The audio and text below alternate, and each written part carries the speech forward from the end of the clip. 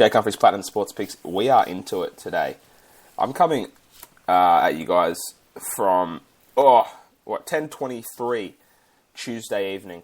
Kind of want to get this discussion in early. Kind of want to guess the totals. But basically, what's happened now is I've finished my university, so I'm back at home.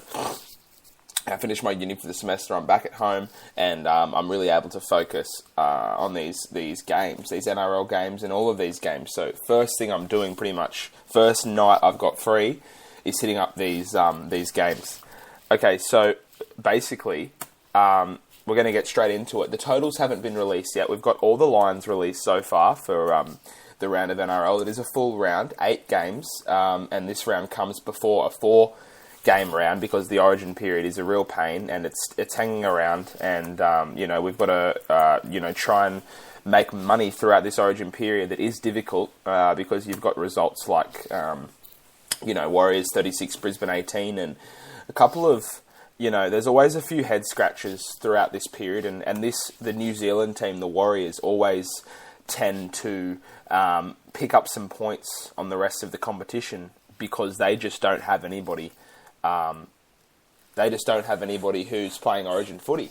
So they had the bye last weekend, the Warriors, or the weekend before last, I believe. So over round 12, they didn't play.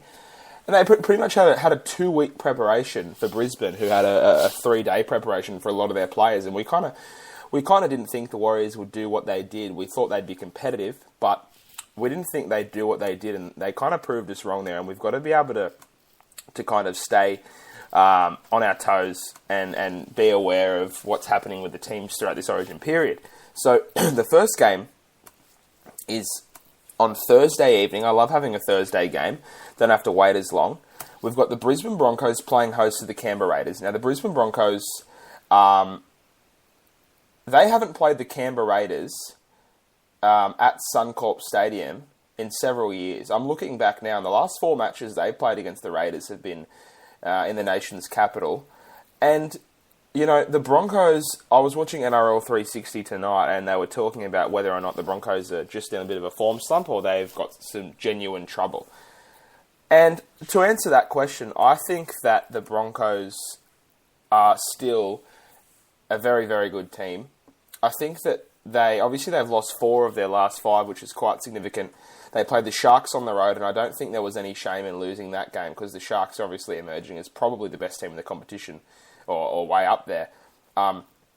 They lost a game to the North Queensland Cowboys on the road. Also no shame in that, I don't believe. Both of these games, keep in mind, were by 2 and 1 point, respectively. They lost to the West Tigers at home without their Origin players, and then they lost backing up across the Tasman against the Warriors. So I think it's going to take a few more games before I'm, willing to throw the Broncos under the bus.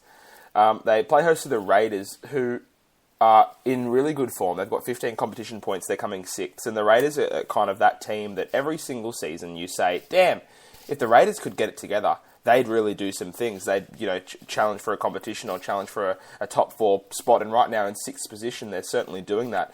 Actually, they're in 6th position here, but they've got the Parramatta Eels ahead of them, who are yet to be stripped of their points for some reason or other. So they're kind of in 5th position from what I can see.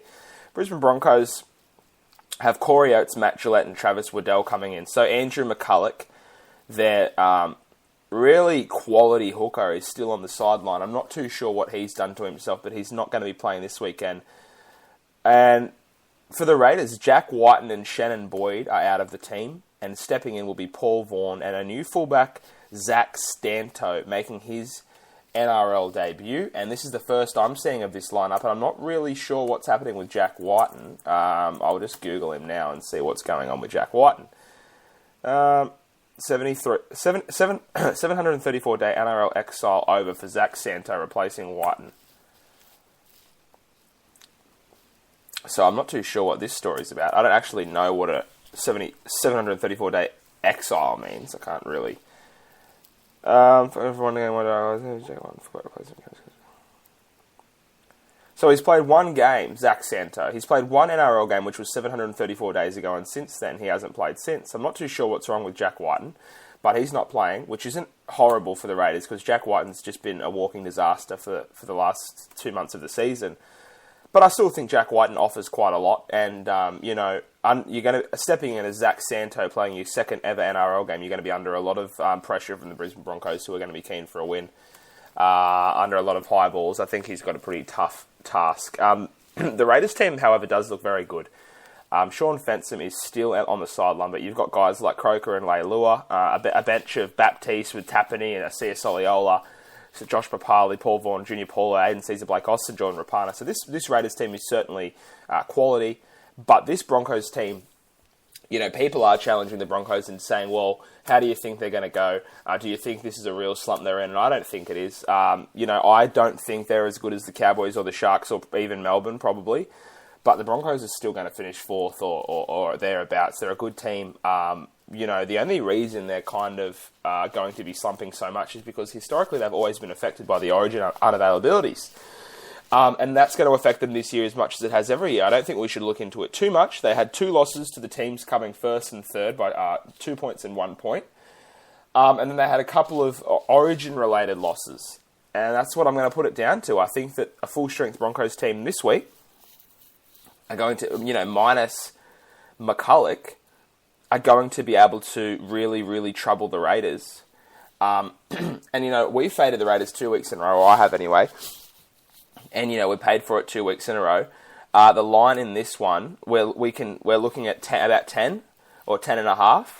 And the total, which hasn't been released, I would probably assume this total, it's got to be around 42.5 or 42.5, I think.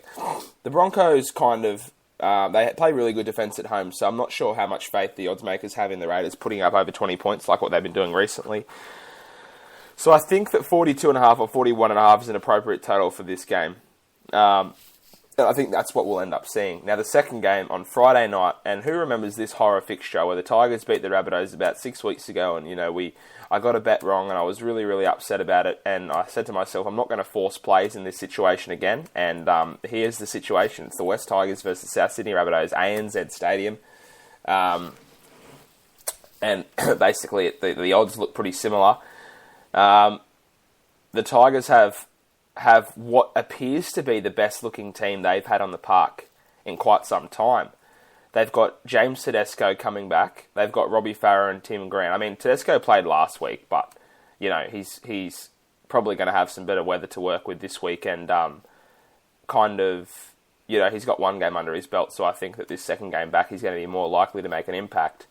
They've got James Tedesco, Norfoluma, Simona, Naguama, Addo Carr, Moses, Brooks, Woods, and Siamunga, Fanai, Robbie Farah, Chris Lawrence, Elijah Taylor. They got guys like that in the team. They've even got a very, very solid bench. But the Rabbitohs, they're unchanged from last week, and their team's getting stronger and stronger by the week. I think this game is another game that could go either way. Good luck sort of picking the Tigers and picking what they're going to do day to day, because they're very inconsistent. I think the total in this game is going to be about 40, 39.5 maybe, or 40. I think that the Tigers, they're a pretty solid overs trending team, but I think that the Rabbitohs still have quite a bit of appreciation from the odds makers. I think that they'll kind of back this one in to be a little more low scoring. Not too low scoring, but I think 40.5 or 41.5 or maybe even 39.5 works out well. I'll say for the Broncos Raiders game, I'll say 41.5. And for the Rabbitohs Tigers game, I'll say 39.5. That's what I think we'll get here. Especially with Sydney probably still having some heavy surfaces. So it could even be 38.5 for that one, just after all the rain. As far as the first game, that Broncos game, I kind of like Brisbane at minus 10.5. I hate to fade the Raiders 3 weeks in a row. They're playing really well, but I kind of like Brisbane at minus 10.5. Big line. It's a big line for a reason. I think we're going to see a bounce back from the Broncos. And for the second one, I really don't have anything in mind, but I would lead on the Tigers plus points. Now, the Knights playing host to the Warriors. And you can hear the tone that I say, the Knights playing host to the Warriors. I feel sorry for the Knights because the Warriors hit some form last week, and I think the Warriors are probably going to play a similar style of footy. For me, this match has to be an overs bet. I think the total in this one's probably going to be 44.5 or 43.5. It's one of those overs ones that really sticks out. The Warriors are an 8.5 point favourite, and I think they'll cover that, to be honest. You can get 8 at bet 365. I think the total is going to be 44.5. From what I'm seeing here, Jacob Safidi and Corbin Sims are in for the Knights. And the Warriors are unchanged. And, we did speak about the players that the Warriors have lost. They lost Conrad Hurrell and Roger Tuivasa-Sheck, but now you've got Tuimalola, can't even say his name. Tuimoala Lolahia, or however you say it. Anyway, he's in fullback, he's playing really well. And then Blake Ashford's in the centre position that Conrad Hurrell was kind of supposed to be in, and he's playing really well too.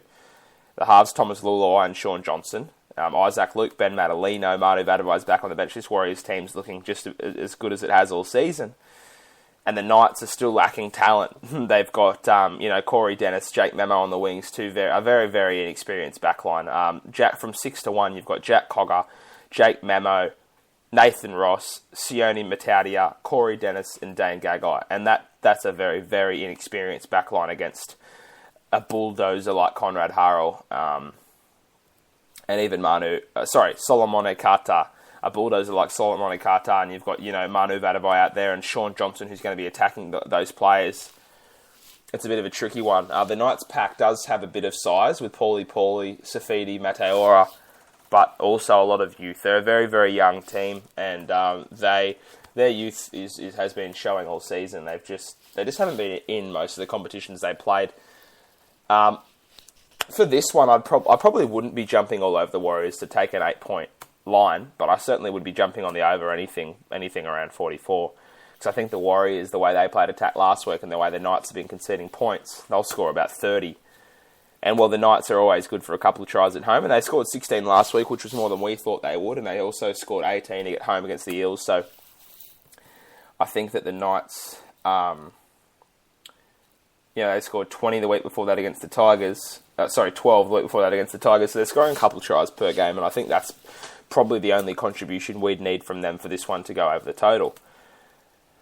The next game, Parramatta Eels versus the Gold Coast Titans. This is kind of the game where we got the Titans at +4. Well, not all of us did. Josh and I did, and I think maybe a handful of clients did too. We got the Titans at +4. Now, for the people who got the Titans at +4, what we're going to do is wait for the Eels to get the +4, and we're going to take both of them, try and get that middle opportunity.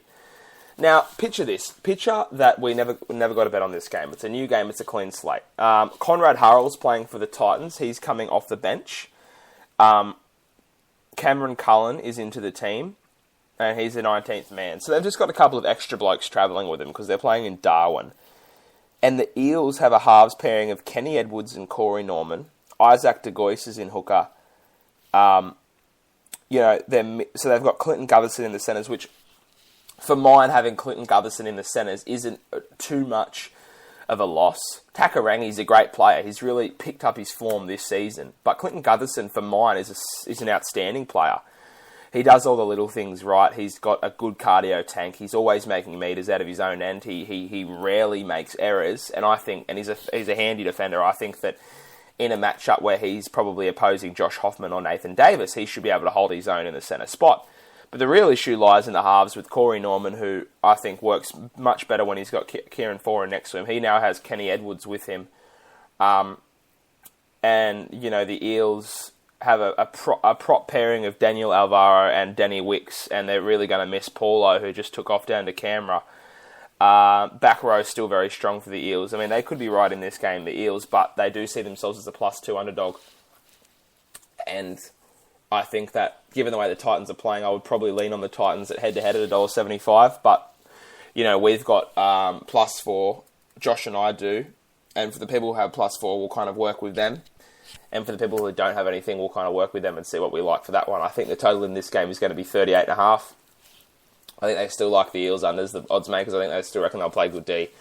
38.5 seems something appropriate for this one. The next game, this one could have a low total.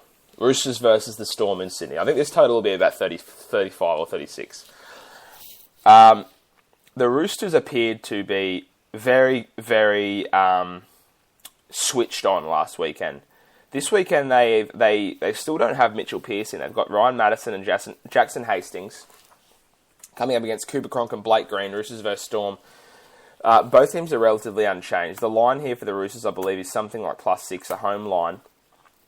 Let's see what it is exactly.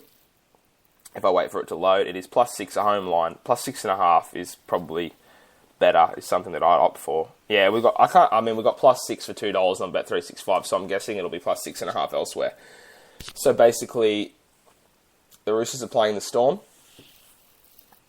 and the Roosters have won 3 of their last 4 home games against Melbourne, and I think that this match could potentially surprise a few people, but I'm not ready to fade Melbourne at all, but all I'm saying is the Roosters with Warrior-Hargreaves leading from the front last week, Dylan Napa, Jake Friend is a great player. The halves, that young halves combo looked a lot better, granted it was against the Tigers team. I think this one could be a little closer than most people think, but my lean on this would have to be on the under. It would have to be.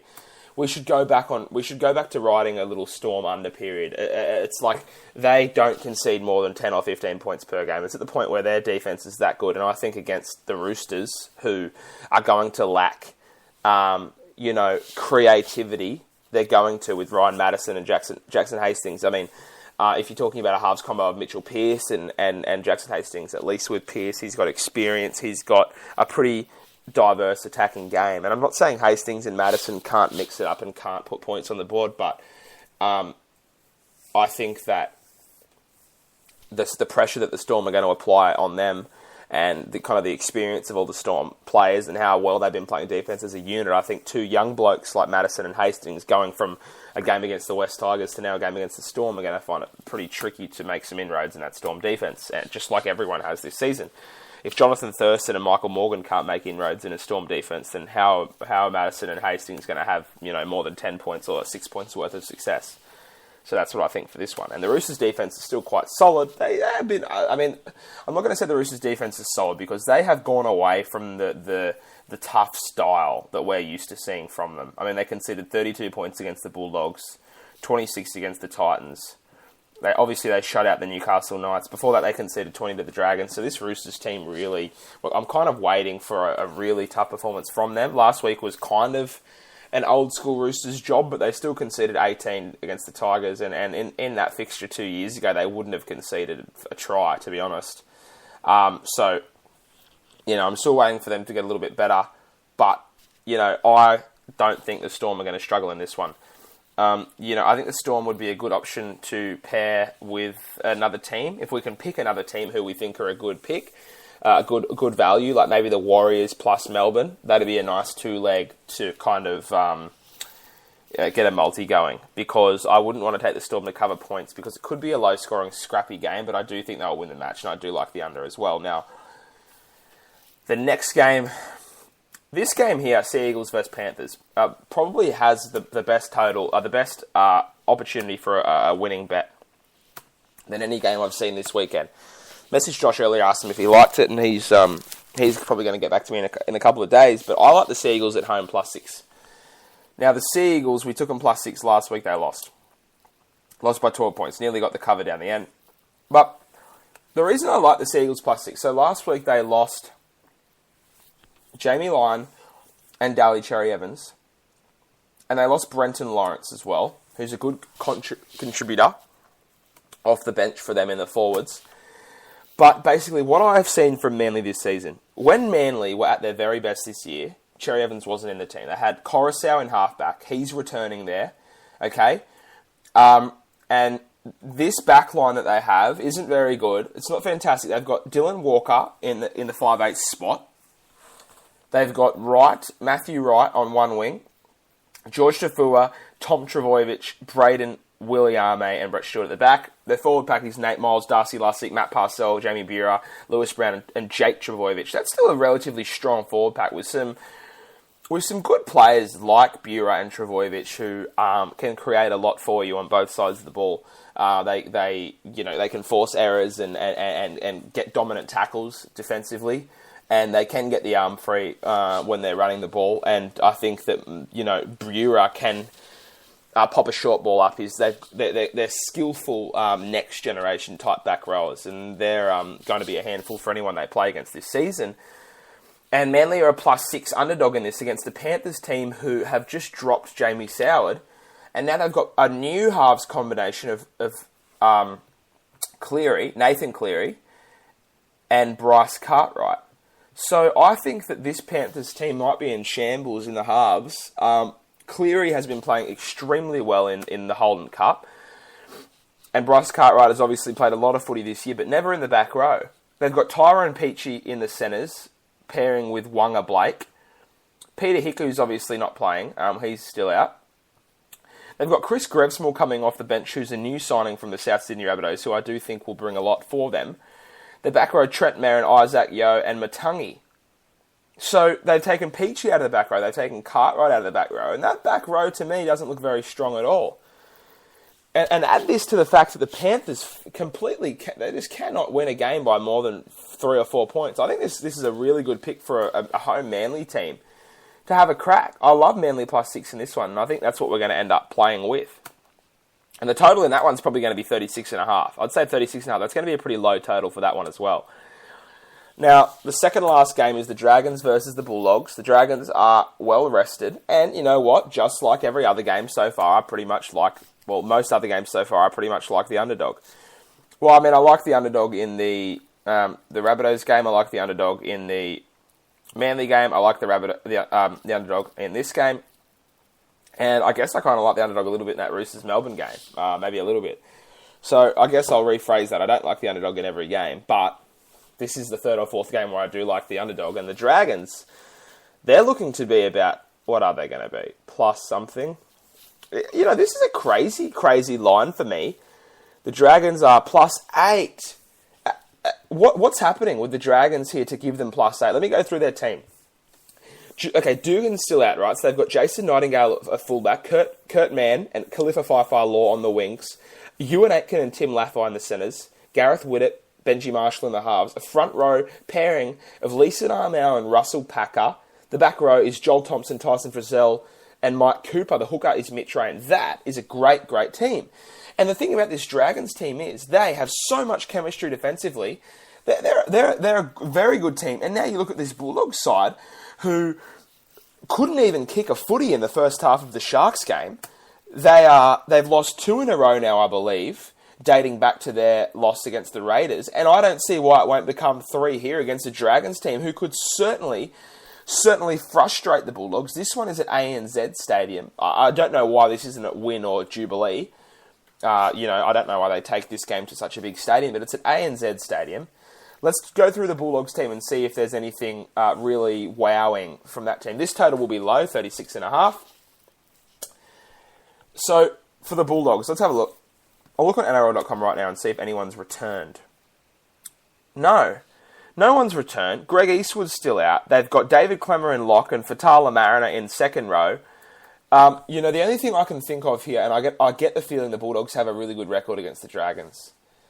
1, 2, yeah. It's relatively good. So the Dragons have actually lost 4 of their last 5. 1, 2, 3, 4 of their last 5, 5 of their last 6, 6 of their last 7, 7 of their last 8. They've lost 7 of their last 8 against the Bulldogs. And a couple of those have been by double digits. But I still do like the Dragons in this game. But I can understand that. The Bulldogs could certainly turn one on against the Dragons here because, Josh Reynolds and Moses Mbye are very streaky and they're likely to have a great performance after having a bad one last week. And it could certainly happen that way. But as far as form's going and a well-rested Dragons team, and this Dragons team relies a lot on fresh bodies and physicality. And I think after having a week off, Bulldogs have got that 6-day turnaround. Oh, no, sorry, it's a 1-week turnaround. This is a Monday Arvo fixture. So the Bulldogs will be well-rested too. But the Dragons will be even more well-rested. I like them in this one. Now, the last game of the round is the best game of the round. The Cronulla Sharks playing host to the North Queensland Cowboys. This total will be about 38.5 or 39.5. I think that this game is a flip of the coin job. I think the Sharks have won 9 in a row. In fact, I know they've won 9 in a row. And I think that when a team wins 9 in a row, you're starting to think about when they're going to lose their first one. This game is $1.90 either way, with the Sharks being a slight line favourite. Most places have a line minus something for the Sharks, but even on Sportsbet, minus 1.5 for the Sharks is $2 and plus 1.5 for the Cowboys is $1.80. So let's call this one as even as it bloody gets. Okay? The Sharks have lost... Let's see how many they've lost against the Cowboys recently. This has been a pretty evenly contested fixture, the Sharks and the Cowboys, with the Cowboys having a slight edge. I'll tell you exactly what the numbers are, and I'll also talk to you about the lineups as well for the last game of the week, which is going to be an absolute belter. Sharks unchanged. The Cowboys have Michael Morgan in with Ray Thompson out. So the Cowboys get a big boost there. The head-to-head overall, Sharks 20, Cowboys 15. So the Sharks do have an overall advantage, but I would suggest that in the last 5 years, the Cowboys have won more games than the Sharks have. This game is going to be really, really, really, really, really good. I have no idea who's going to win. Sorry, I have no idea who's going to win the Sharks versus Cowboys game. I think that we will wait and see what the odds do. I think that the Sharks could end up at $1.80 or $1.75. You know what? I was going to say it'd be good to get either team to win by 6 or less, but I don't even know if that's going to happen. Because the Cowboys, when they're on, can beat anyone by 13 plus. And also the same thing applies with the Sharks. You know, for this one, I actually kind of like the over. I don't know why. Don't ask me why. It's a crazy pick given the way the Sharks can play footy, but I kind of like the over in this one. I think that both teams will throw it around. And if the weather permits it at Cronulla, if we get a total of 36 or 37 maybe, I kind of think that both of these teams can really score points against each other. And looking at this one here,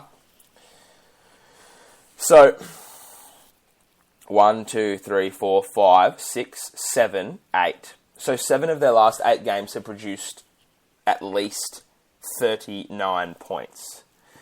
Okay, so I just think for some reason that this matchup is going to give us points. Not too sure why.